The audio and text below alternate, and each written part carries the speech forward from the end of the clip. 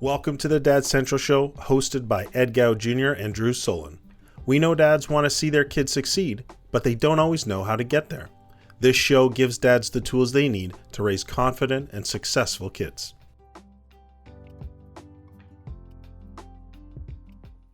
What is up, everybody? It's Ed Gow Jr. here from Dad Central, and we have another episode of the Dad Central Show.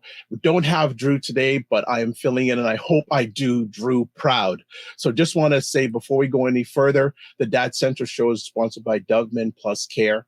Doveman Plus Care believes that care is the best of a man, and because when men care for themselves and others, there's a positive impact. And one of the great things about doing these epic conversations, I like to say, is meeting new friends.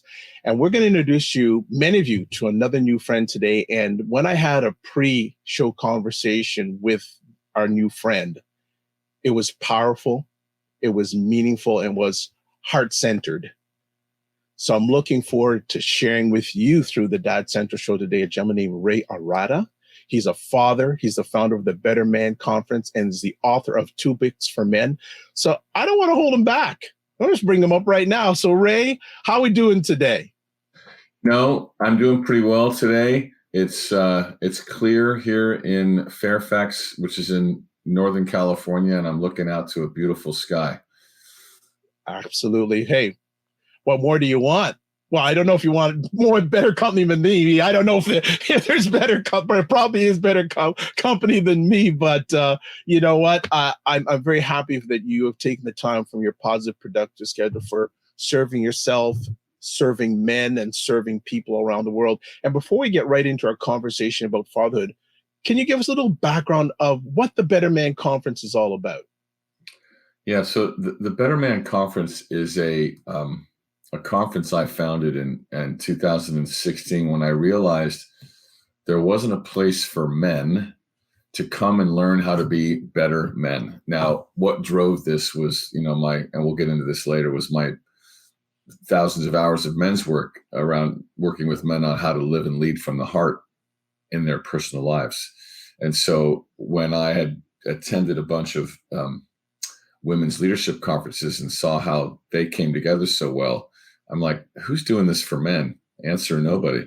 And so I created the conference and this was before Time's Up or Me Too, COVID, or the Black Lives Matter movement. But nonetheless, there was a lot of intention in companies to advance women. And they were just starting to look at people of color and the other marginalized groups. And so I came up with this idea to bring some of my heart-centered work into the allyship and leadership conversation. So here we are 6 years later, and this year we'll be looking at power, patriarchy, and privilege. Nice. Fantastic. Well, thank you for that backdrop.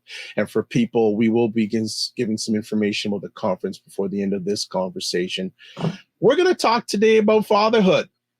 And you are a father, but I'd like to start off our conversation with this conversation piece. What important lessons did you learn from your childhood experience that you also carry into your fatherhood today?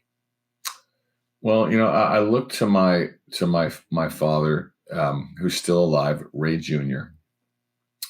And there were a number of lessons along the way. I don't think of them as lessons per se, but my recollection of when I saw my father, he was committed to my mother. He was a provider.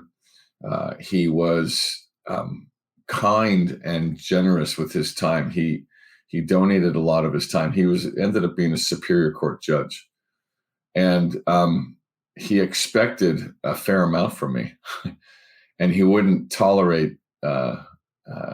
I'm not going to swear, but he wouldn't tolerate any BS. And at the same time, he was a very kind man. So, my father taught me to think about other people besides myself. And already a conversation piece I can relate with you. My dad expected a lot from me. And my dad, he's retired now, but he was a public school teacher in the same public school, basically in the same classroom for 38 years. And I realize you're asking me this question, what important lessons did you learn from childhood? I'm still learning lessons from him. what sort of lessons are you still learning from him at this part of your journey? So, I'm a vulnerable guy, so I'll just, share it. I've been going through some challenging times on how to parent my 28-year-old son, who's currently living with me, who went through some depression. And my father currently, and for a while now, has allowed my brother, who's 20 months younger than me, to live with him. And some addiction issues, some ADHD issues, etc., gone untreated. I used to accuse my father of enabling my brother. And so I always said, I don't want to be like my dad. And whenever we say, I don't want to be like my father, we must say, how am I like him? Because when we say we don't want to be like him, we put it off into the shadows. Yeah. And so I fast forward to current day, son living with me. Wow. And I'm like, oh, I get it now. I must do whatever I can, no matter what anybody else thinks, to support my son and to move him along. That's so powerful. Yeah, tell me about it. So that's that lesson. I'm wrapped all in that one right now. And the lesson is, until you're in those shoes, dice nulla, which means say nothing in Italian. So right now, guess what I'm saying to my brother, my son's brother and his sister and other people? I'm even saying it to my son, because him and I kind of get into some tassels, and I say, until you're a father, you won't know. Wow. Mm-hmm. How, and if I'm asking too much, please tell me whole, but how is it? Because I doubt you have managed at this part of your journey, you are fathering your son that lives with you. Right. How have you adjusted as a dad and as a man? So as a father, I get accused of by my son and my wife of trying to coach them, and it's part of my nature. And they want a father and they want a husband. So as a father, for me, it's about how can I love my son in the ways that he needs me to. Sometimes it's hard love. Sometimes it's caring and holding love, and everything in between. And there's no playbook. There's no playbook for that. So every day I have to be willing to try something different, and I do. And that means I have to listen to him. Not everything, but I have to listen to him. And then as a man, one of my mentors said, when your son starts to become a man and stand up to you, it's going to be messy at first. It's like he's going to be yielding some newfound power. You might get nicked on the chin. and there's a part of you that's going to be proud of that. And there's a part of you that has to not take it on. And remember so what it made me remember was, I remember that my dad used to talk to me like this, and I allowed it. And then one day, when he went off in a tirade, I looked at him and I said, "Are you done?" And he goes, "Yeah." And I go, "Okay, now it's my turn." Wow. And the energetic shift, because I claimed it. So that's the man piece. So right now, my father and he respects me and I respect him as men. That title of father, that bloodline of father, that doesn't change. And with that comes respect, because he's my father. And that's what my son's learning right now. Right. He doesn't have the respect piece yet because he's in some of the power, and he'll get that in time. Beautiful storytelling going on right here, and it's really impactful. Are there other things that you've carried from your growing up with your father that you still carry with you today, other than the things you've shared? Is there anything else? My father's he's a thinker. And if you think about it, if I think about it, and I've thought about it,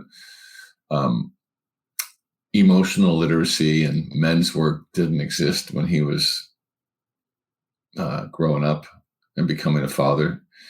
He didn't really have a playbook other than what he saw his father do, and his father was kind of not close to him.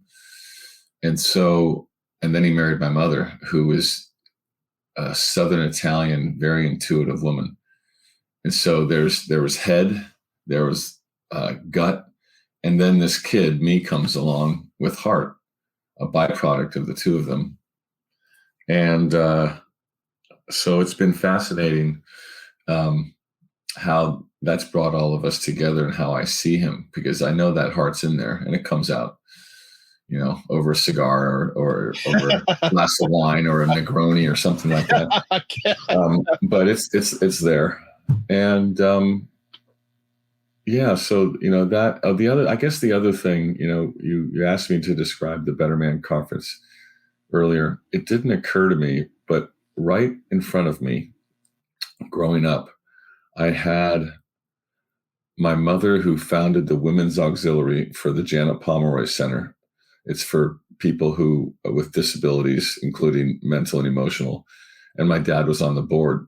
And my dad was a high-flying attorney, and he got in a car accident and decided to be a judge to serve the people.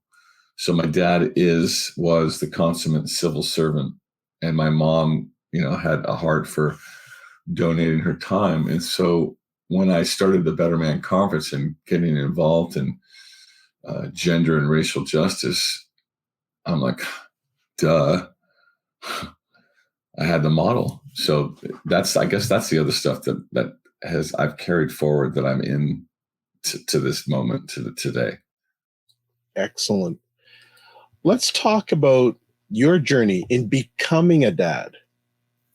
What were some of the hopes, fears, or challenges that came up in the process, and how did you manage them when they did, and how are you still managing them when they come up? So my journey to becoming a father was an oops. You're the first conversation we've had where someone described as an oops. That's a mic drop. That's a quotable. That's an oops. It's an oops. But it was a brilliant oops, because I oopsed 2 more times. In that, the first time, the mother and my former wife, I got her pregnant, and I remember this was on Easter Sunday when she told me. I think it was in 1992, and I looked at her and I said, "I want to do the right thing. Don't worry." And she said to me, "Let's not make a bad thing out of a good thing." Well, I didn't really pay any attention to that. And so I asked her to marry me, because, I'd been a bartender in San Francisco for many years and had lots of fun. And then I was like, this isn't for me. I want to be in a relationship with one woman. And the way I describe it is, my 3 kids up in heaven were like saying, "You two need to come together so we can come into existence." And so when she told me she was pregnant, I was off to the races. And the only model I had was what I saw growing up. So I was raised Roman Catholic, and so I was responsible. And that jump-started me into life. Now, when stressful situations induce something like that, you're going to make mistakes. Now, I'm a good, kind man. And at that time, I was without emotional literacy. And so I always wanted to be the pleaser and do the right thing. And, after 7 years, when my kids were 7, 5, and 3, and we had moved back into the brand new home we built, my wife didn't want to be married to me anymore. And that was the start of my wake up call. But what's really important in the context of being a father is she used to say to me, "You're here, but you're not. You're on the phone. You're not present." And so once when I went through the divorce, I realized that, I was a 50% father 100% of the time.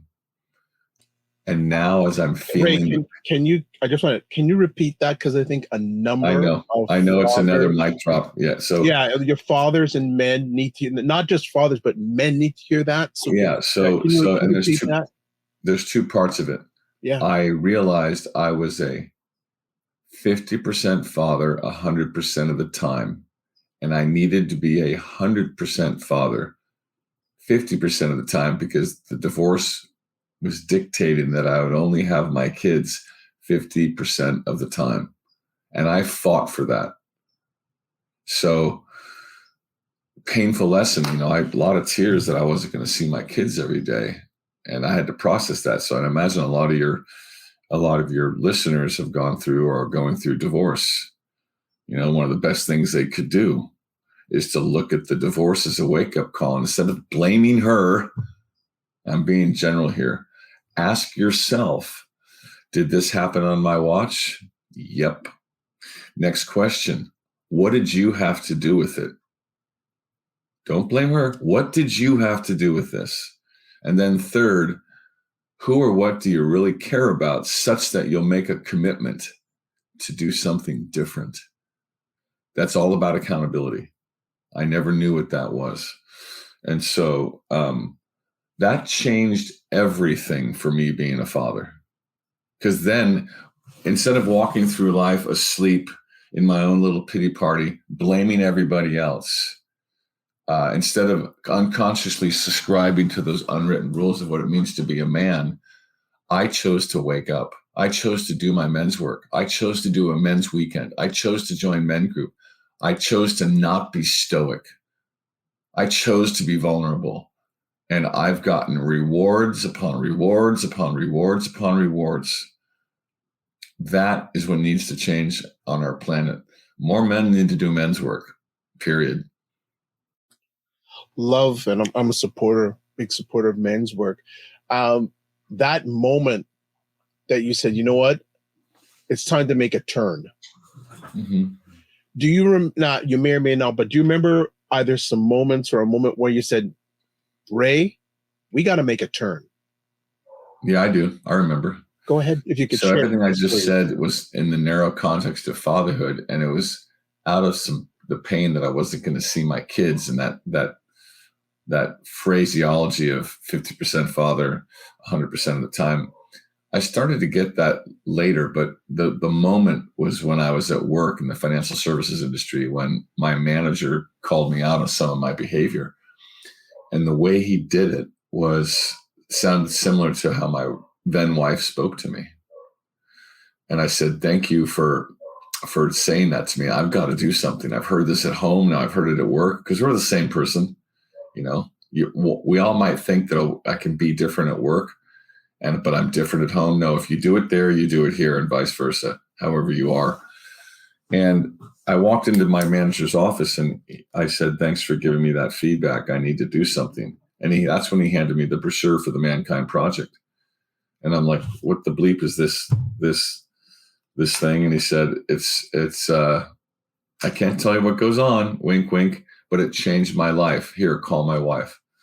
So under the auspices of fixing my marriage, because I was the first in the family who never had any divorce, I went to this weekend, and it was an initiation into healthy manhood. And I realized there, and subsequent to being there, that this was a journey to healthy manhood and fatherhood. And I had to confront how the pained little boy in me was driving the adult bus. So whilst your podcast is about fatherhood, there's an inner fathering that all of us guys must do to ourselves. That's a big piece of what it means to be a man. It's about it's the stuff that us guys don't do. It's about self-love. It's about asking for help. It's about not trying to do it all. It's about doing your work. Then we can be the father we want to be.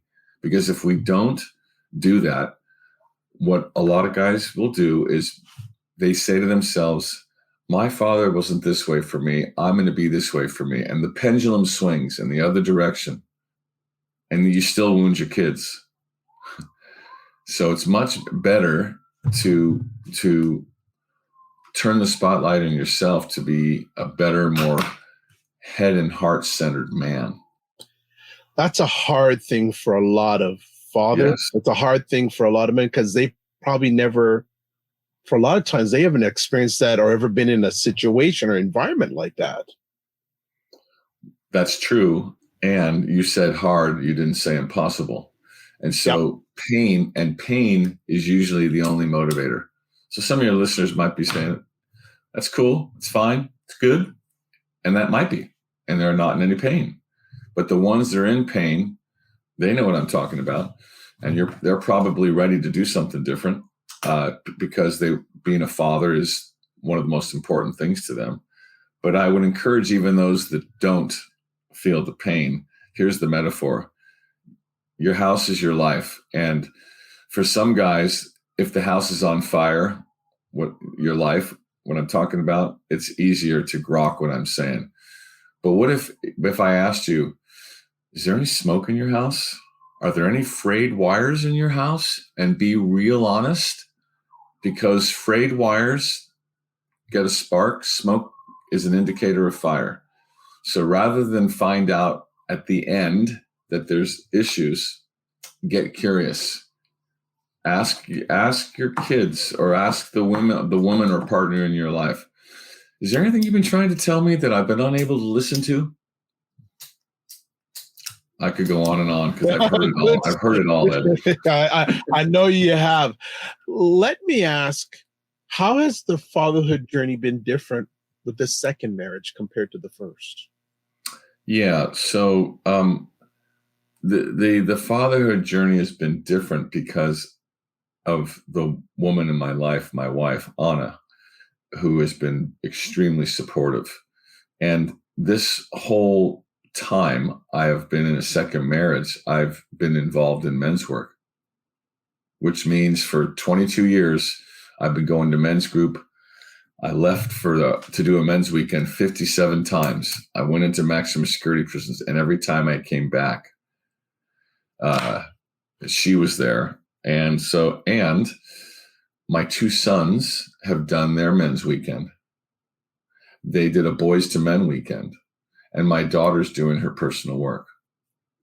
So we are a conscious household. It's the secret sauce. Wow. That's good. That's really good. You have a lot of stuff going on. Just put it mildly. Family, conference, etc. How do you balance fatherhood life and work life? And I actually also include personal life. So very consciously. So with the right amount of self-love, I know that I have to include myself. And I have friends that remind me of that sometimes. The kids are out of the house with the exception of my son who's living here right now. And at this stage in the game with older kids, bigger issues, different skill set required to be a father. So for me, family, being an Italian American, family is everything. So I bring the kids over here for dinner and we cook together, and I talk to them all pretty regularly. And my work life is purpose driven. So right now, if I had a pie chart, I'd say the majority of my time is around work. And the way I take care of me is I'm an avid cyclist. So I ride my bike 12 to 14 hours a week. I have to take care of myself. A lot of guys forget that. And so that's where my community is. And I don't work on the weekends. And at the same time, I'm purpose driven. So I'm always kind of in tune with all this stuff. So it's kind of hard to turn it off. I hear you. I can fully relate and understand. Being the founder of the Better Man Conference, how in any way has that impacted your fatherhood journey? It's helped me. Here's the answer I want to give you. Me being a father has impacted my Better Man experience. And I'll give you an example. Yeah, I want you to go do. I think that's beautiful. If you can dive deeper in that, that's wonderful. So at my book signing at the Book Passage in Corte Madera on Saturday, the two youngest people in the audience were my son and daughter. And their experience of what's going on the planet right now, what's going on in companies right now, what's important to them was extremely valuable to hear. And valuable for people my age to hear. Because why? Because in companies, most of the people who have decision-making capacity, managers, directors, VPs, CEOs, et cetera, they're my age or 10 years younger. And they need to understand what's important for these younger people, because these companies want to stay competitive. They want to be successful. And they need to keep their people and attract people. And if they don't have a culture that's inclusive of the young people as well, they're in trouble. So one of the questions you asked earlier, I don't exactly remember what the question was, but there's something I say to a lot of parents. And I say, your children are your teachers. And what I mean by that is your children are going to unearth your unfinished business. They're going to put you in touch with the stuff you haven't processed yet.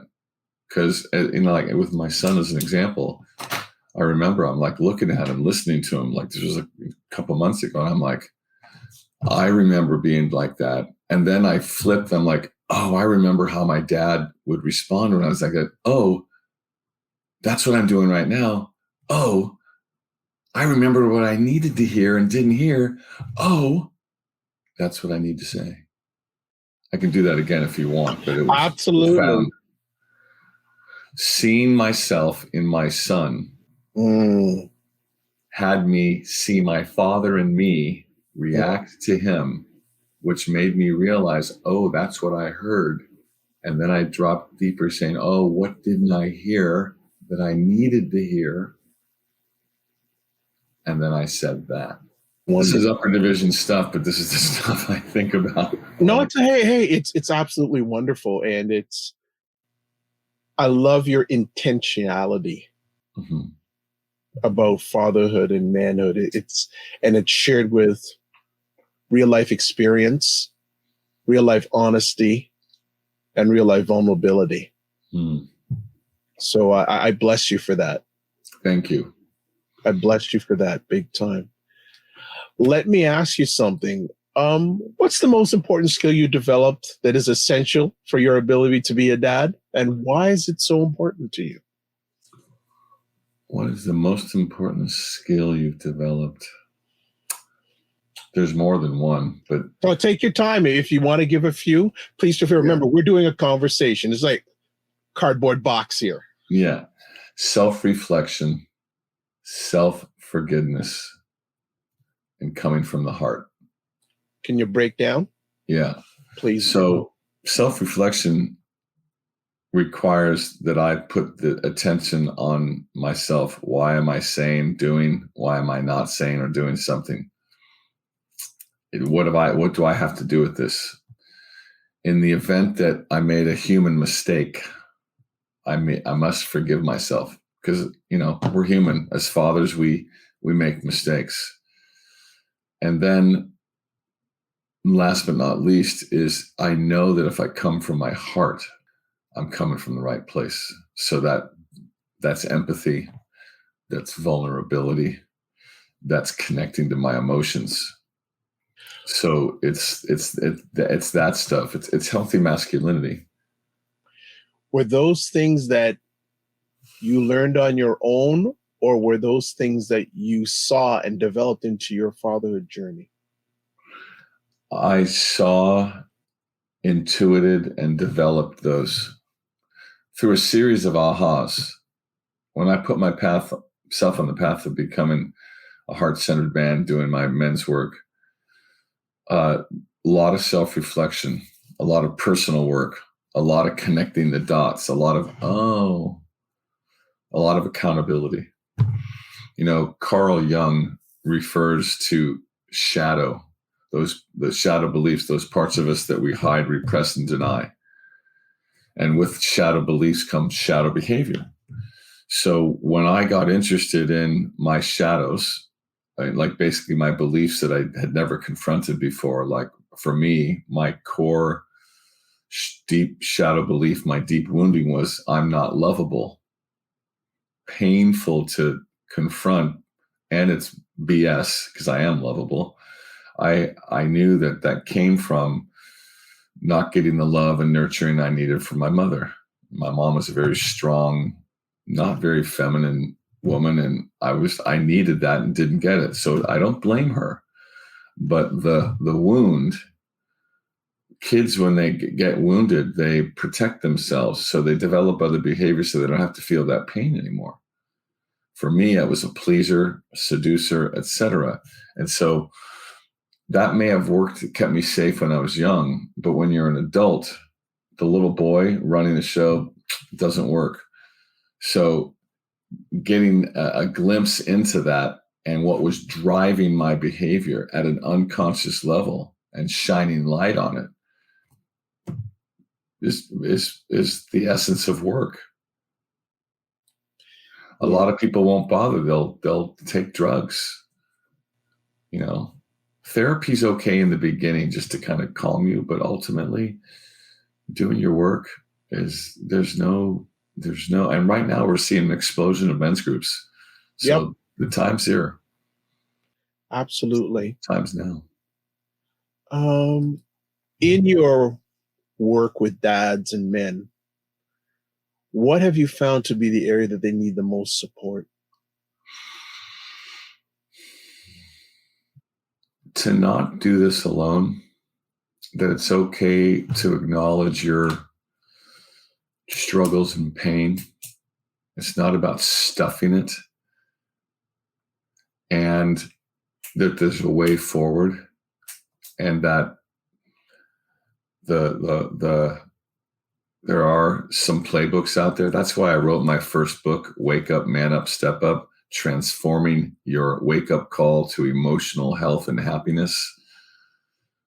Men need to be with men. Men need to heal. That's the area that most men need support in, is their healing. Do you want to go deeper on that? Yeah. So I have yet to meet a man who hasn't experienced some form of emotional trauma. Whether it was absentee father, alcoholic father, absentee mother, overbearing mother, alcoholic mother, death of a parent, sexual abuse from a man or a woman. The list could go on. Later in life, death, not knowing how to grieve, isolation, being alone, all of those things. Sexual orientation, someone who has to cover. And that takes so much energy, just covering. Yeah, all of that stuff. We've all been wounded, and none of us have been taught how to heal. So we stuff it. Wow. Yeah. That's period. Beautiful. Period. Yep. Point blank. Yeah. Wonderful. Good stuff. What's been the greatest challenge you've had as a dad? I'm in it right now. And it's been how to support. I mean, my daughter went through an eating disorder, so that was pretty significant. And right now, my son, as he is coming out of his depression and um, supporting him, I've been the lone supporter in a number of instances, alone, and for a period of time. So that's been very challenging. I hold out a lot of hope, and things are going to be fine, but it doesn't take away how difficult it's been. He said something to me the other day. He said, "We don't talk." And some of the things he was saying to me, I've heard before. And he's a very sensitive man, just like my wife. And so I went away from that going, I've heard this before. It's kind of like when I had my wake up call when my manager said that. So I'm paying attention right now that he's different and he's fine. And I need to make some changes. Part of being a dad is coming to terms with everything you know sometimes won't work. Yeah. So what are you going to do then? Yeah. Go find another way. Never. I'm going to quote Winston Churchill in the most famous college commencement speech. He walked onto the stage and he said, never, never, never, never, never, never, never give up. 9-word commencement, and he walked off the stage. Mm. And so I share that with all of your fathers, no matter what the custody battles are, no matter what's going on. Winston Churchill. Yeah. Short little story. I had a situation that I dealt with my dad when I was growing up, and I'm sure some other fathers can relate this. It was bubbling inside of me. And I think we talked about it when we had our pre-conversation, and I had to approach him on it. And I basically said, Dad, I'll always love you, etc. But this thing that you did hurt me. And he said, that's all the way I knew. And simple explanation elevated our relationship. I could have given up on my relationship because of that thing or things, but that simple thing, not giving up, and just really, really, really simple stuff there that goes so powerful. And even to the day, him and I'm going to give you hope. My dad and I chat every day. Like he is we chat every day. And he said, you know what? He says, you're my first line of conversation. That wasn't the way it was with him and I when I was younger, but now I'm his comrade. Any big decisions he makes, he talks to me first. And I carried that on with all my relationships. So it's very well. So I know I know it will happen. I know it will happen. Let me ask, what's been your proudest moment as a dad? Proudest moment. There was 3. And it was the day they were born. I love it. I love it. Beautiful. Beautiful. No, whenever I don't say I work with dads, I help dads.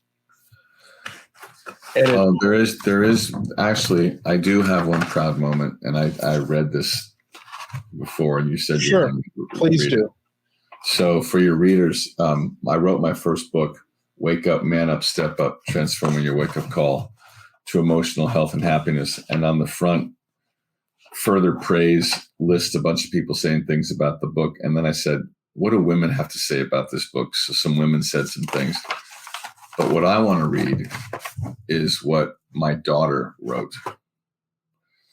And to give some context, I was on a tandem bicycle when we were living in Grass Valley, and I decided to ask her this question: what kind of role model have I been for you as a man? Now, these are her words now. That was an easy question, I thought. The answer was long and rolled off my tongue.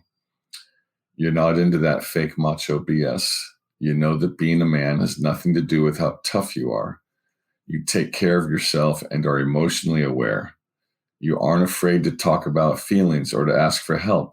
You have a strong voice and an equally strong presence and ability to listen. You understand the importance of communication, and you hold yourself accountable and care about integrity and honesty, and you're openly caring. You admit your weaknesses.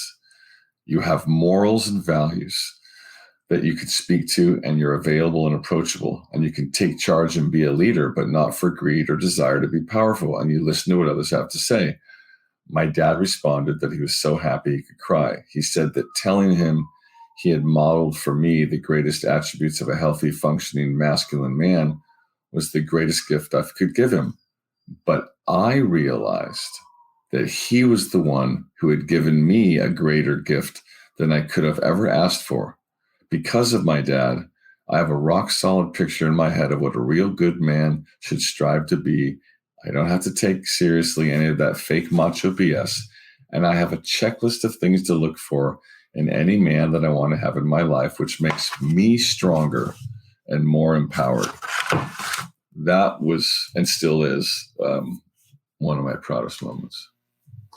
Thank you for sharing that. Thank you. You're welcome. Thank you. I think that I would hope that every dad would like to hear either words or actions like that from their child or children. So thank you for sharing that. As we start winding it down here, just a few more quick conversation pieces. How important is it for fathers to have strong relationships with other dads? Huge.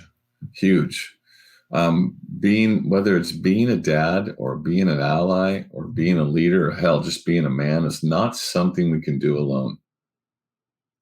I'm going to say that again. It's not cool to do it on your own. When I sat in men's group and I heard other men speak to their struggles, it made me think. It made me feel compassionate. It made me listen and want to support them, and vice versa. So having relationships with other dads is huge. Highly recommended. And final conversation piece. What advice would you have for dads that are listening or watching today? Challenge what you know in being a father. And if you're unfamiliar with stuff that I talked about today, that's okay. And challenge your assumptions about this men's work stuff, about heart, about empathy, and get curious. Whether you get my book, Wake Up, Man Up, Step Up, or any other book, we all have healing to do. And the sooner you work to heal your stuff, the better father you will be, period. Love it. Good way to end off. Well, Ray, I want to thank you for taking the time to share with us today. Mm-hmm. It's made me better. Both our conversations already have made me better. And unless you beat me with a stick from California, I ain't letting go of you, by the way. And just want to, if you want to say a short little bit about the Better Man Conference, there's the link on the screen there, bettermanconference.com, if you want to just share a little bit quickly with our family about that. Yeah. So the Better Man Conference this year, 2022, will be live and virtually streamed on November 2nd. And it will be in New York and San Francisco. And the themes this year that we're educating folk on are power, patriarchy, and privilege. And all of this is in the context of being an ally and inclusionary leader. But what I always say to the men is all of this stuff that we're talking about applies to you being a father. So sometimes I say, if you are at a company and all these people are looking at you, step into that father energy. Be vulnerable, be authentic, be emotionally literate, be accountable, love them, love yourself. So there's a lot of stuff that they'll glean if they attend the Better Man Conference, at least in a corporate and leadership context. So that's the conference. Wonderful. And there's Ray's website, rayarata.com, where you'll get access to his books, his appearances, etc. All I can say is thank you. Thank you. And it's been a pleasure to be here today, Ed. It's an honor and pleasure. The pleasure is mine, and also to all our Dad Central Show family. We will keep in touch, and if there's anything we can do to serve the great helping, not the great work, the great helping that you're providing, please feel free to reach out. Thanks. Have a great day. You too. Bye-bye. All right, everyone. Another epic conversation on the Dad Central Show. So many mic drops, or I like to say knowledge bombs that were provided by Ray, and really appreciate you taking the time. So as always, just want to close up here. The Dad Central Show is sponsored by Dove Men Plus Care. Dove Men Plus Care believes that care is the best of a man, because when men care for themselves and others, there's a positive impact. So, few quick things. If you want to touch base with us, you can email us at podcast@dadcentral.ca. Give us comments, feedbacks, guest suggestions. If you want to catch replays of the Dad Central Show, go to dadcentral.ca/podcast. And then finally, we have a pile of free resources for fathers, caregivers on our website, dadcentral.ca. So as always, I'd like to say thank you so much for watching. Tell your friends, subscribe. We want you to help us make this a great conversation piece as we help fathers and families around the world. So remember to give yourself grace, and don't just manage your time, manage your energy, and we'll see you soon.